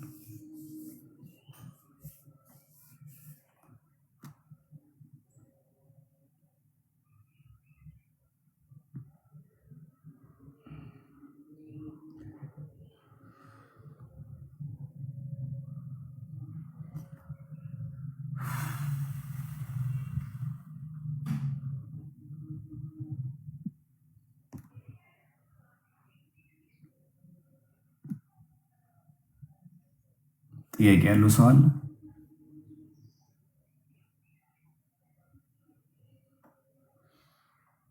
ሪኩዌስት የላኩትን ሰዎች ቼክ እያደረኩ ነው። እስቲ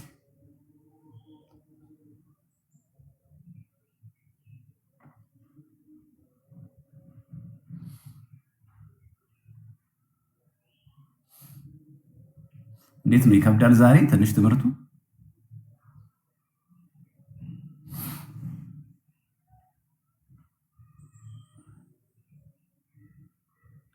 ኦኬ ቅድም የላኩ ናቸው። እሺ ጥሩ።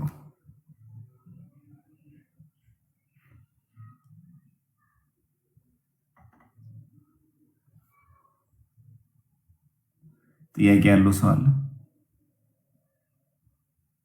ስለዚህ አንድ ሰው ክርስቶስ በዚህ ምድር ላይ ሲመላለስ ለሱ ክብር ምስጋና መድገሙ ራሱ እንዴት እንደሚያስጠላኝ በእውነት የከበረ ነው ነገራችሁ ያለው። በእውነት አታስደግሙ። ይበቃ ይቅርብን። አይሻልም? አይ ቲንክ ይቅርብን።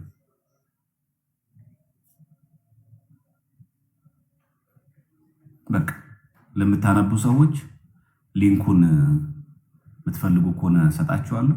ከራሳቸው ሄሬሲ ኦፍ ወርድ ኦፍ ፌዝ ብላችሁ ተወት ስትሉት በቃ ያገሩ ያወጣላችኋል ከራሳቸው ዌብሳይት። ምን ያክል እጅግ በጣም አሳዛኝ ነው። አሁን ሰው ወደዚህ እምነት ነው የሚገባው።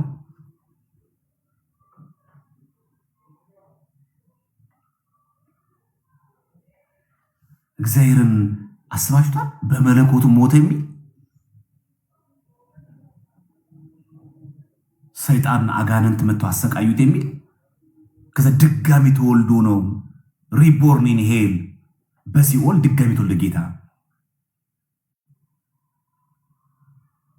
ይሄ ወርድ ኦፍ ፌዝ ይሄ ነው። አሁን በዚህ ነው መንግስት ሰማያት የሚገባ። ይሄ እያልን አሁን ስለ ገድለ ተክለ ሃይማኖት የምናወራው፣ ይሄ እያልን አሁን ስለ ተአምረ ማርያም የምናወራው በምን ግራውንድ እናወራለን? ስለ ተአምረ ማርያም በመለኮቱ ሞተ ካልኩ በኋላ ገድለ ጊዮርጊስን ብትቀበል ባትቀበል ምን ይጠቅማል?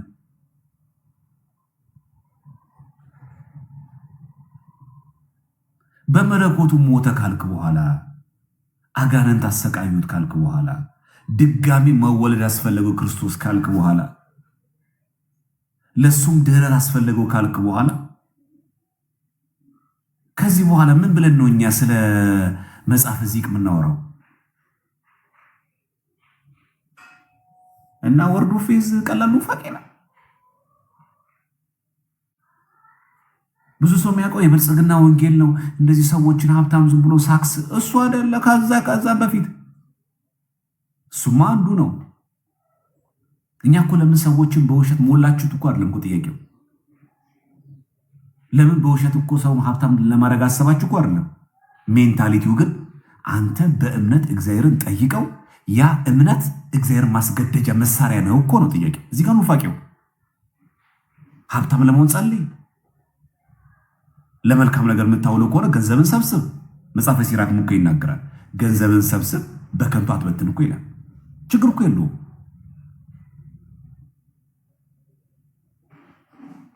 ትልቁ የኑፋቄው ችግር ምንድን ነው? እምነት ግን እግዚአብሔር ማስገደጃ መሳሪያ ነው ወይ? እግዚአብሔርን እምነት ደስ የምናሰኝበት ፈቃዱ የምንጠይቅበት ነው እንጂ እምነት እግዚአብሔር የምናስገድበት መሳሪያ ነው። ከዛ እግዚአብሔርም ለዛ እምነት ይገዛል እኮ ነው የሚሉት። ይታዘዛል። ወዶ ሲያም በግዱ ይፈጽምልሃል። እምቢ ማለት አይችልም። ያንተን ፈቃድ ነው የሚፈጽምልህ። ከዚህ በኋላ ነው የብልጽግና ወንጌል የሚለው ትምህርት የሚጠርስ ይጋር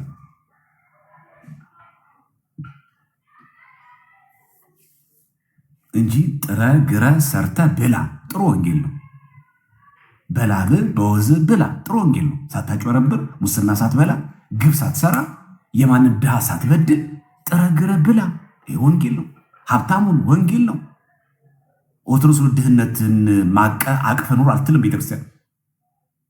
እግዚአብሔርን ጠይቀው፣ ጥረ ግረ ስራ ብላ፣ እግዚአብሔርን ተማጸነው፣ መንገዴን አቅናልኝ በለው፣ አንተ ከኔ ጋር ተጓዝ በለው። ሁሉ ጊዜ በውዳሴ ማርያም ጸሎት እግዚአብሔርን ተማጸነው። እምነት ግን ጸሎት ግን እግዚአብሔር ማስገደጃ መሳሪያ ግን አይደለም።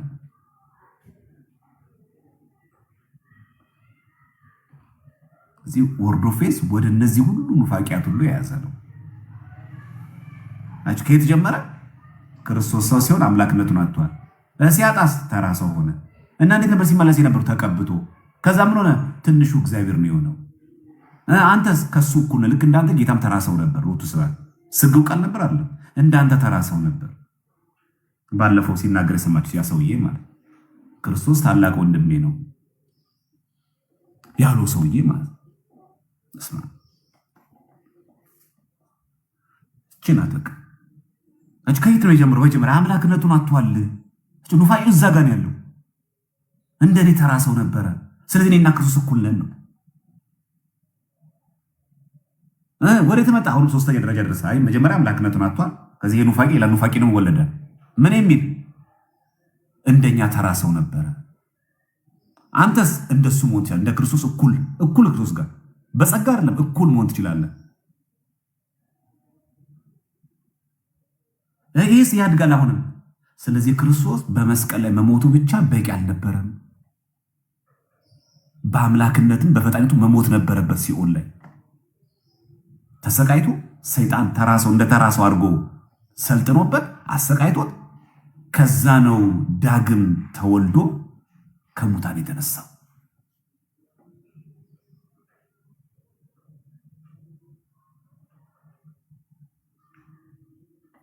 ይህን ወርድ ኦፍ ፌዝ እምነታቸው ይሄ ነው።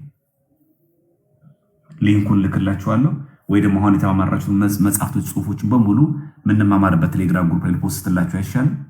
ከዛ እናንተ እንደ ቡክም ተጠቀሙት እንደ ምንጭ። ከዛ ሊንኮቹን ደግሞ እናንተ ወሰዱ። ሊንኮቹን እየከፈታችሁ አንብቡት። ጥሩ ለምታነቡ ሰዎች፣ መረጃ በደንብ ለምትበረብሩ ሰዎች እንደ ትልቅ ምንጭ አድርጋችሁ ማየት ትችላላችሁ። ጥያቄ ያለው ሰው ካለ ላስገባ። አንድ መዝሙር እንስማና ከዚህ ነገር እንውጣ አይሻልም? እንዴት እንደሚከብድ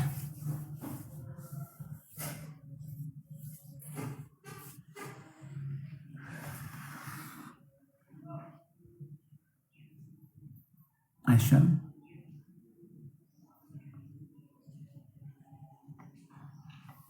ስለዚህ ፉል ኦፍ ፌክ ናት ነው በቃ አለቀ። ቺ እንትኗ ክህደቷን በደንብ አድርጋችሁ እንድትረዱ ለማለት ያክል ነው። እሺ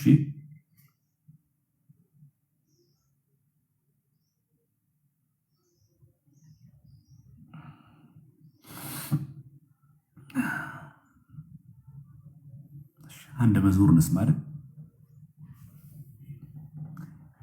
እንደዛ ነው የሚሻለን። ሰዎች የነሱን እየሰማን ሊናችንም ከሚቆሽሽ ከነሱ ጋር ምንትን ከምንል ትንሽ አትሊስት አመለካከትን ማስተካከልም ጥሩ ነው።